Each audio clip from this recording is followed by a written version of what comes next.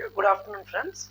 Today we will discuss some of the current affairs of the month of January 2025 from the Polity section. So let us discuss. First topic: right to access to justice, not absolute. Okay, recently Supreme Court ruled that access to justice, right to access to justice is a fundamental right, but it is not absolute. So no, we have around many fundamental rights are there, but none of our fundamental rights are absolute. There are some reasonable restrictions on our fundamental rights, and Supreme Court told that it is a okay democratic cornerstone, but recently penalized a petitioner for filing multiple privileged litigations. Okay? The main purpose is delaying the judicial system. So, let us see, what is right to access to justice? A rule of law principle, it enables people to seek remedies through justice institutions. Supreme Court in Anita Kushwaha versus Pushpadan 2016 ruled that it is a fundamental right under Article 14 and 21. So remember, right to access to justice is a fundamental right under Article 14 and 21. It was not explicitly mentioned in the Constitution, but it is ruled by the Supreme Court. And case title is also important. That is Anita Kushwaha versus Pushpa Shadan, ruling 2016. So, what are other provisions or mechanisms regarding right to access to justice? In our constitution, our preamble ensures social, economic, and political justice. So, we can get three types of justice through our preamble. So, it is also important question. So, in sometimes in the previous years, UPSC, etc., it is given. Our preamble provides which of the following justices. So, it is social, economic, and political justice, three of them. And another provisions are Article 39A, free legal aid. So this article is important. This article comes under directive principles of state policy. So this is very important. Free legal aid and Article 32 and Article 226. So if we are affected by any government's action, etc., then we can directly, if our fundamental rights are violated, then we can directly approach High Court. Under Article 226, we can file a writ petition. Okay, even in some of the cases, we can directly go to Supreme Court also. If our fundamental rights are violated under Article 32, we can file a writ petition. But in rarest of the rare cases, Supreme Court accepts writ petitions directly. First, it will ask us to approach High Court. This is the practical way. And another mechanism is public interest litigation. That is relaxing locus standi. That means a person who is impacted, victim need not to approach the court. For example, if 100 members or 200 members are evacuated by the government illegally, or because of the government's action, some of our fundamental rights are being violated. We may not be in a position to approach the court. So, on behalf of us, any social activist or any advocate can file a public interest litigation for justice. So this is another mechanism. So all these are, and some other things are there. That is alternate dispute redressal mechanisms. These are like Lok Adalat and Gram Panchayat Nyayalayas, etc. are there. These are very low cost grievance redressal mechanisms. These are some constitutional provisions regarding right to access to justice. Another topic, designing innovative solutions for holistic access to justice. DISA scheme. So what is this DISA scheme? Hamara Samvidhan, Hamara Swabhiman campaign. Hamara Samvidhan means, in Hindi, Samvidhan means Samvidhan means parliament. Yes, Samvidhan means constitution, sorry. Samsad means parliament in Hindi. And Hamara Swabhiman. Swabhiman means it is a self-respect or proud. So launched to mark 75th anniversary of India's constitution and republic status under DISA scheme. So the aim of this DISA scheme is to mark the 75th anniversary of India's constitution. So let us see about this DISA scheme. It is initiated in 2021 by the Department of Justice, Ministry of Law and Justice. And this scheme is spanning from 2021 to 26. What is the aim of this scheme? To ensure justice. To ensure justice as per the preamble and Article 39A, 14 and 21 of the Constitution. So to ensure justice as per preamble means, preamble provides three types of justices, that is political justice, economical justice and social justice. And Article 39A, free legal aid. Article 14, equality before the law and equal protection of laws. Article 21, right to life. Article 21 is very broad, very vast. There are so many articles are there. Right to free environment, right to proper environment, right to sleep, like right to go abroad. There are so many articles and comes under Article 21. Next, amendment to Prison Manual and Correctional Services Act. It was done by Ministry of Home Affairs. Okay, this amended the Model Prison Manual 2016 and Model Prisons Act and Correctional Services Act 2023. Why the Ministry of Home Affairs has done this amendment? To tackle caste-based discrimination in prisons. So this point is important here.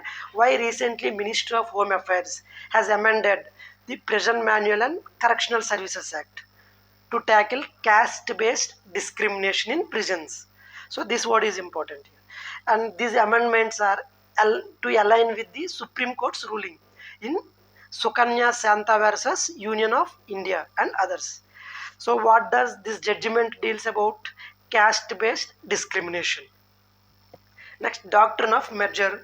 See, recently it was in the news. Supreme Court emphasized the doctrine of merger. So this doctrine of merger was explained in Konaya Ahmad versus State of Kerala in 2000. So what is this doctrine? Under this doctrine, only one decree or order governs a subject at a time.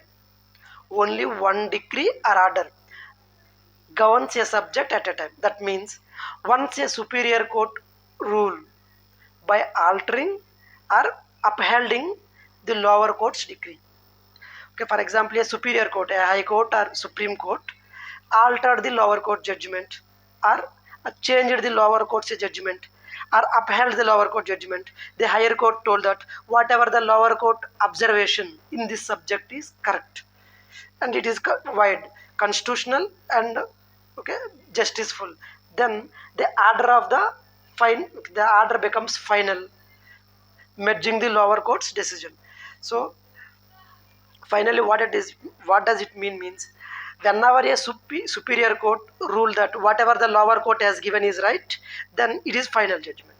Okay, if the higher court has changed the lower court's order, then that is the judgment which is given by the higher court is final. Next topic, Vikshit Panchayat Karma Yogi. Ministry of Personal Public Grievances and Pensions launched this Vikshit Panchayat Karma Yogi. Okay, remember the name of the ministry. Okay, it is not so. It is to confuse us. There may be in the options we may be given Ministry of Panchayati Raj. So it is not Ministry of Panchayati Raj.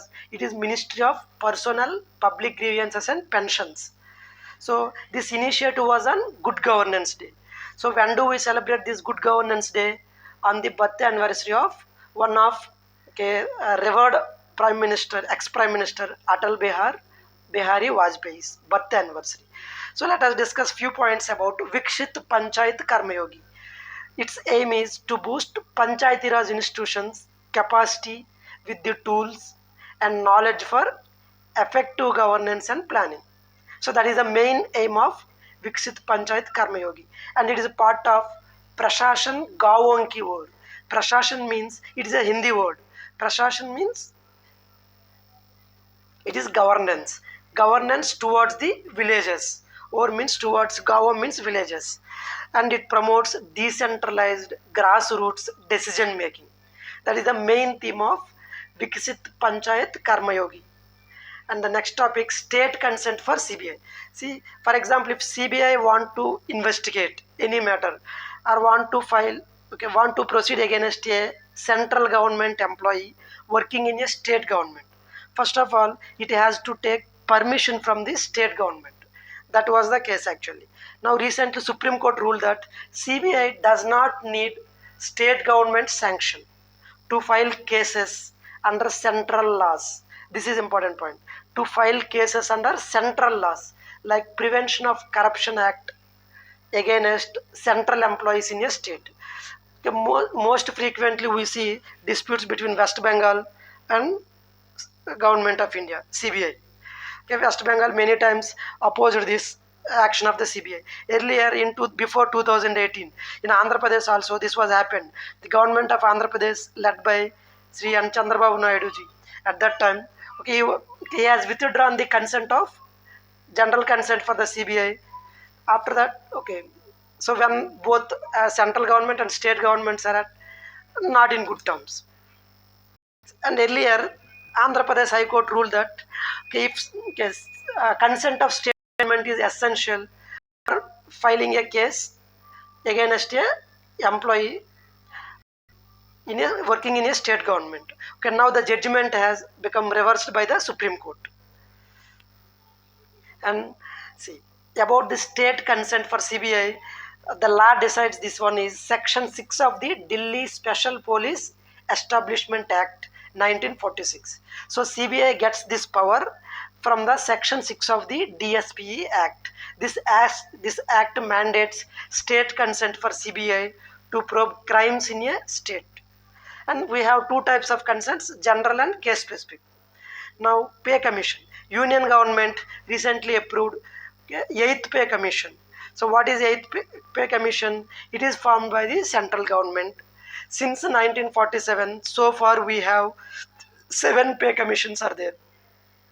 And the 7th pay commission implemented in 2016 and it ends in 2026. So from 2026 onwards, 8th pay commission will be implemented.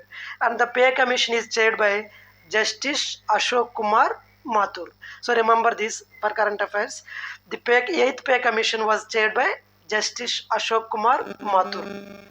And what is the role of this pay commission? It sets salaries, allowances and benefits for government employees. Next topic, Edelman Trust Barometer. Okay, it is an annual report generally released before the annual meeting of World Economic Forum every year.